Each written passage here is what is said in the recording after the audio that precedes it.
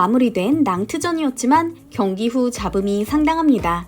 현재 8연승을 달리고 있는 파리 생제르맹은 11승 3무 1패, 승점 36점으로 디펜딩 챔피언의 면모를 확실히 보여주고 있는데요. 엘리케 감독의 든든한 신임을 얻고 있는 이강인도 3경기 연속 선발 출전했고 이번에는 오른쪽 측면 공격수로 나섰습니다. 그런데 낭트전에서 위험한 장면이 여러 번 목격됐습니다.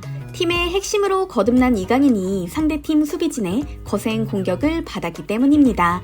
단순한 볼 경합이라고 보기 어려울 만큼 거친 움직임도 다수 있었죠. 심지어 프랑스 현지에서조차 이강인은 상대팀과 접촉할 때마다 공격을 당했다. 기술적으로 뛰어난 이강인을 막을 수 없어 몸싸움으로 위협한 것으로 보인다. 오늘 몇 번이나 고의적인 태클이 보였다. 이강인의 부상이 우려된다처럼 언급할 정도였습니다.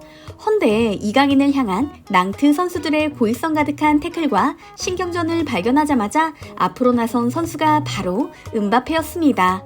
사실 이번 경기에서 음바페가 제 실력을 발휘하지 못한 것이 사실입니다. 90분 풀타임 출전 동안 유효 슈팅 2번에 그쳤으며 장점으로 꼽히는 드리블은 5번 시도에 한 번도 성공하지 못했기 때문입니다.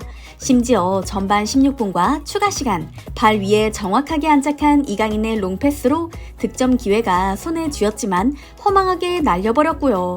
결국 무득점에 그친 음바페, 경기 후 혹평이 쏟아졌습니다. 이강인 선수의 플레이까지 덩달아 평가절하돼 버렸고요. 상황이 이렇다 보니 이강인을 향한 현지 매체의 평가는 이례적으로 잘했다와 부족했다로 나뉘고 있습니다.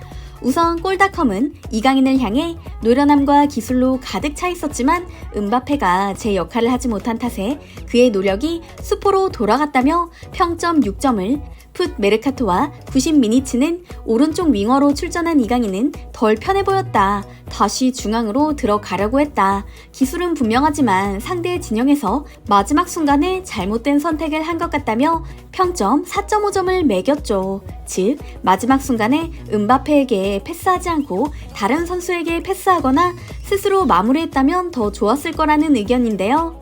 그러나 많은 분들이 아시다시피 엘리케 감독은 시즌 초기부터 음바페를 중심으로 한 공격 전술을 꾸준히 펼치고 있습니다.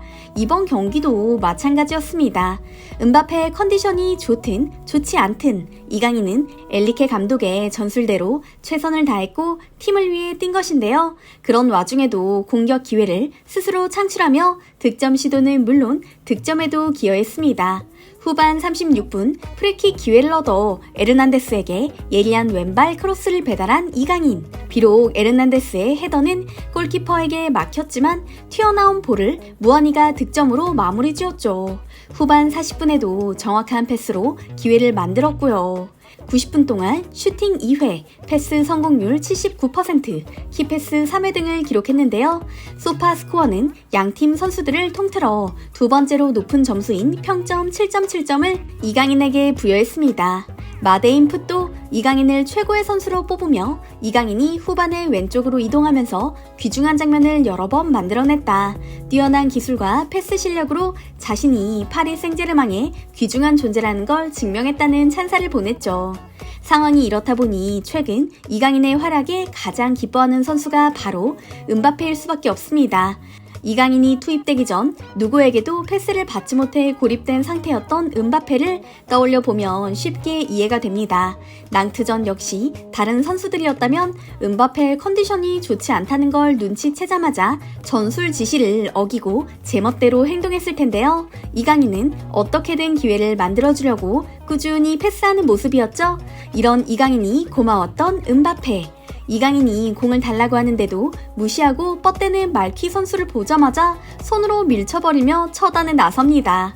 마치 막내 동생을 괴롭히는 동네 불량배를 단숨에 처단하는 맏형 같은 모습이었는데요. 지난 여름에만 해도 레알 마드리드로 이적하기 위해 구단과 갈등을 빚었던 음바페의 모습과 사뭇 달라 보입니다. 다른 선수들에게는 딱히 장난을 치지도 먼저 다가가지도 않는 그가 이강인에게만큼은 친근하게 구는 모습이 자주 포착되기도 했고요. 현재 선수 생활 전성기인 음바페는 뛰어난 실력에 걸맞는 강력한 승부욕을 지닌 선수로 유명합니다. 네이마르가 팀에 있을 때에는 두 선수의 갈등이 눈에 보일 정도였는데요. 초반에는 누구보다 친한 사이였지만 시간이 흐를수록 서로를 적대시하게 됐습니다. 시즌 중에는 철저히 축구에만 집중하는 음바페와 달리 네이마르는 중요한 경기에 패배 후에도 친구들을 불러 파티를 열고 포커를 하는 등 흐트러진 모습을 보였기 때문이죠. 더군다나 메시를 비롯한 남미 선수들이 파리 생제르맹 내부에서 남미 카르텔을 형성하면서 팀 분위기를 해쳤기에 음바페의 분노는 극에 달했습니다. 경기가 끝난 후 감독을 찾아가 네이마르가 나에게 패스하지 않는다며 불만을 터뜨리기도 했고 급기야 파리 생제르맹 측에 네이마르 방출을 요구하기까지 했는데요. 두 선수의 사이는 극도로 악화돼 심지어 네이마르조차 언론 인터뷰에서 음바페 이야기가 나오면 대답조차 하지 않고 자리를 떠나버릴 정도였습니다. 결국 네이마르를 알힐랄로 방출한 파리 생제르맹. 그러나 팀 내에서 음바페를 경계하는 분위기는 여전했습니다. 동료 선수를 쫓아낸 주범이라는 낙인마저 찍혔죠. 그 후에는 레알 마드리드로 이적할 거라는 설이 공공연하게 나돌았기에 음바페는 점점 더 고립돼 갔는데요. 이처럼 어려운 상황을 겪은 음바페였기에 뛰어난 축구 실력은 물론이고 축구에 누구보다 진심이고 성실한 이강인을 좋아할 수밖에 없는 것입니다. 이강인 선수에게 반한 것은 비단 음바페뿐만이 아닙니다. 엘리케 감독 역시 이강인의 플레이에서 메시가 느껴진다. 그는 아직 젊고 가능성이 대단하다는 발언을 직접 할 정도로 이강인의 축구 실력을 극찬하는 중인데요. 심지어 경기 중에도 이강인 이름을 몇 번이나 외치며 전술 지시를 할 정도로 이강인에게 의지하고 있는 모습입니다. 낭트전에서만 해도 엘리케 감독이 최소 3번 이상 이강인의 이름을 외치는 소리를 들을 수 있었는데요. 어느 인터뷰에서 나는 문제에 맞서는 이강인의 태도와 자세를 정말 좋아한다. 그는 지시한 내용을 빠르게 이해하는 것은 물론 실행에 옮기는 몇 안 되는 선수다라는 평가를 했었죠. 이처럼 다채로운 포지션 수행이 가능한 데다 다른 선수들과 합이 좋은 이강인 선수가 파리 생제르맹의 핵심 주전으로 자리 잡는 것은 당연한 일로 보입니다.